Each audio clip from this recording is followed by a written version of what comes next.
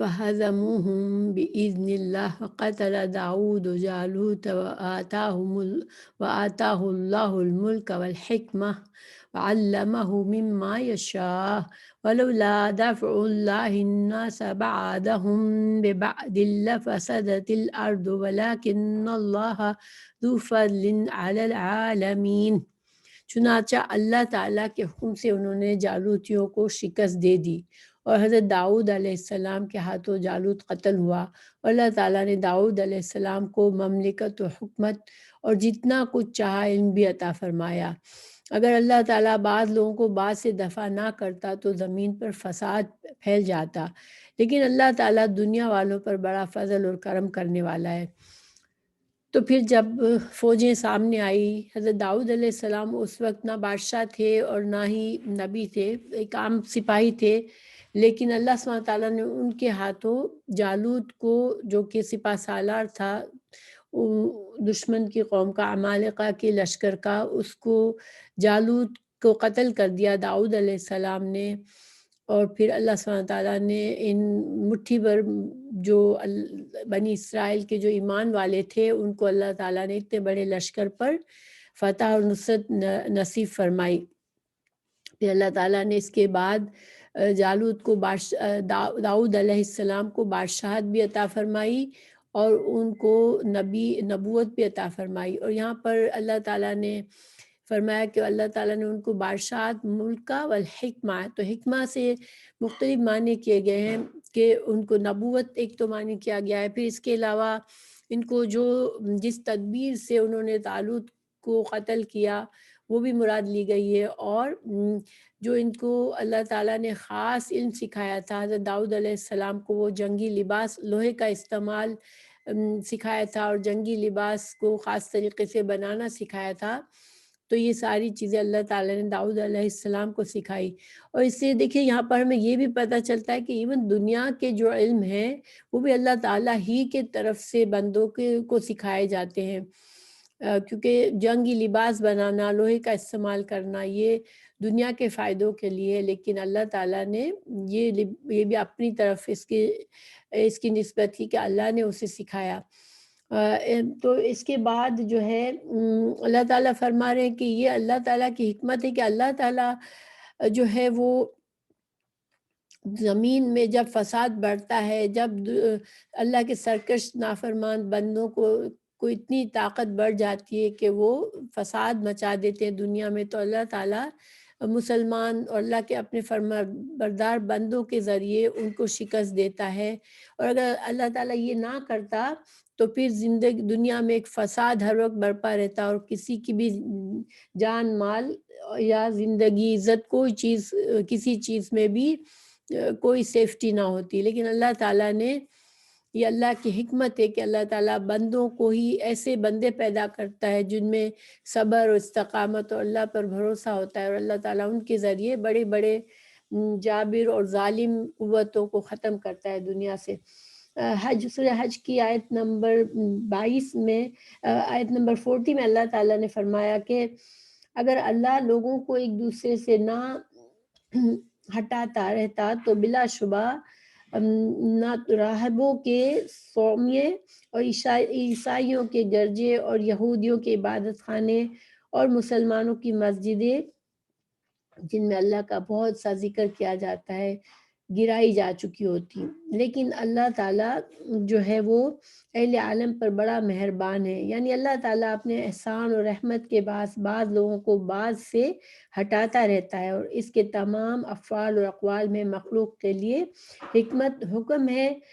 اور حکمت اور حجت بھی ہے۔ تو یہ ہمیں تاریخ بتاتی ہے کہ کتنی قومیں آئی بڑی بڑی اور سپر پاور بنی دنیا میں، اور پھر وہ آج ان کا نام و نشان بھی نہیں رہا، پھر اس کے بعد کوئی اور قوم آ جاتی ہے۔ تو یہ سب اللہ سبحانہ تعالیٰ کے اذن سے ہوتا ہے کہ اللہ تعالیٰ اگر یہ نظام نہ رکھے اور کسی ایک کو ہی ساری ہمیشہ کے لیے قوت اور طاقت ہو تو پھر اس دنیا میں کوئی عدل، کوئی انصاف نہ رہے، ہر طرف ظلم و فساد ہی ہو جائے، اور طاقت والے جو ہے وہ کمزوروں کو دبا کر ان کے سارے حقوق کو ختم کر دے۔ تو یہ واقعہ یہاں پر مکمل ہوتا ہے، اس میں بہت سے چیزیں ہیں، ہمارے لیے نصیحتیں ہیں بہت سی۔ پہلی بات جیسے کہ ہم نے جانا کہ یہ مسلمانوں کو مدینہ میں ہجرت کے بعد اب ان کو جہاد کے لیے ان کو تیار کرنا تھا اور ان کو جہاد کے فائدے بتانے تھے، کیونکہ بغیر جہاد کے وہ شرک کی جو قوت اس زمانے میں تھی اس کو ختم نہیں کیا جا سکتا تھا۔ تو اس سے کچھ اور نصیحتیں ملتی ہے۔ نمبر 1 یہ کہ جہاد فی سبیل اللہ کے بغیر دین میں نہ لوگوں کا دین نہ کسی کی جان اور مال کی حفاظت رہ سکتی ہے، کیونکہ جب طاقتور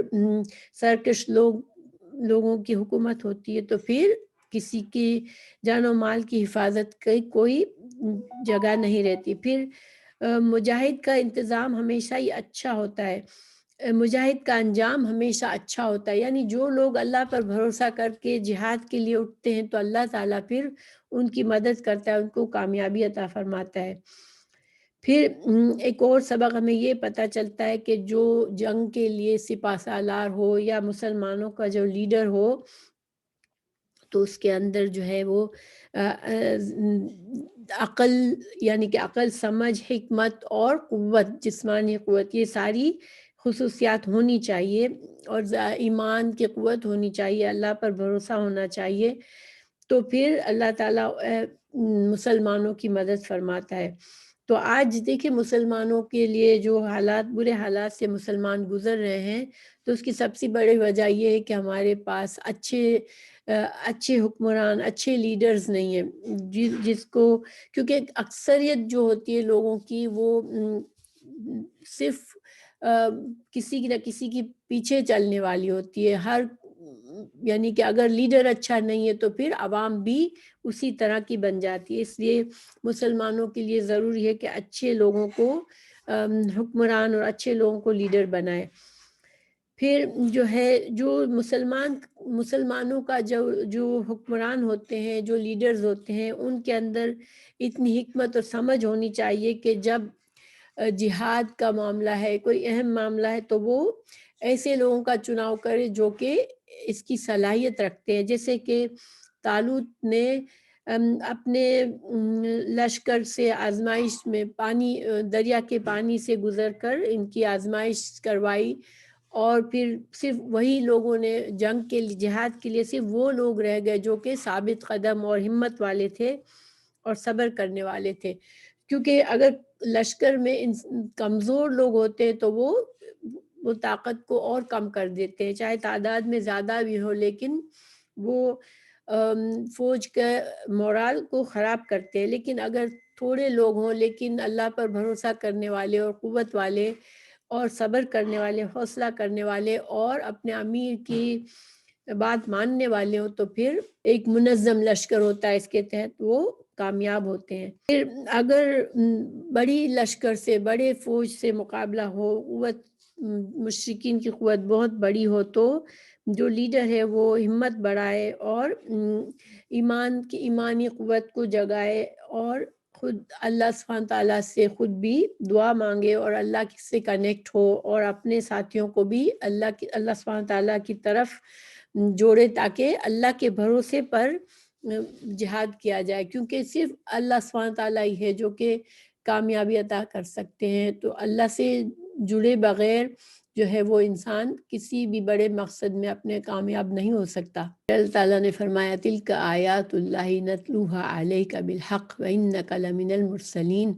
یہ اللہ تعالیٰ کی آیتیں ہیں جنہیں ہم حقانیت کے ساتھ آپ پر پڑھتے ہیں، بالیقین آپ رسولوں میں سے ہیں۔ تو اللہ تعالیٰ نے ان سارے واقعات کو بتایا، اور سورہ بقرہ میں بنی اسرائیل کے بہت سے واقعات ذکر فرمائے۔ تو اللہ تعالیٰ یہاں پر یہ فرما رہے ہیں کہ یہ جو غیب کی باتیں جو آپ کو کسی اور ذریعے سے معلوم نہیں ہو سکتی تھی، اور جو کہ مدینہ میں بنی اسرائیل تھے، مدینہ میں یہودی تھے، ان کو یہ ان باتوں سے، ان واقعات کا پتہ تھا، تو یہ ایک طرح سے آپ صلی اللہ علیہ وسلم کی نبوت کا ثبوت تھا کہ آپ صلی اللہ علیہ وسلم کی زبان سے یہ واقعہ اللہ تعالیٰ قرآن کی آیات بنا کر ان کو نازل فرما رہے تھے، ان کی تفصیلات۔ تو یہ قرآن میں بہت جگہوں پر جو واقعات بیان کیے گئے پچھلی قوموں کے، تو یہ بھی ایک طرح سے آپ صلی اللہ علیہ وسلم کی نبوت کا ثبوت تھے کہ یہ ساری غیب کی باتیں جو اللہ تعالیٰ اپنے نبی صلی اللہ علیہ وسلم پر وحی کے ذریعے نازل فرماتے تھے۔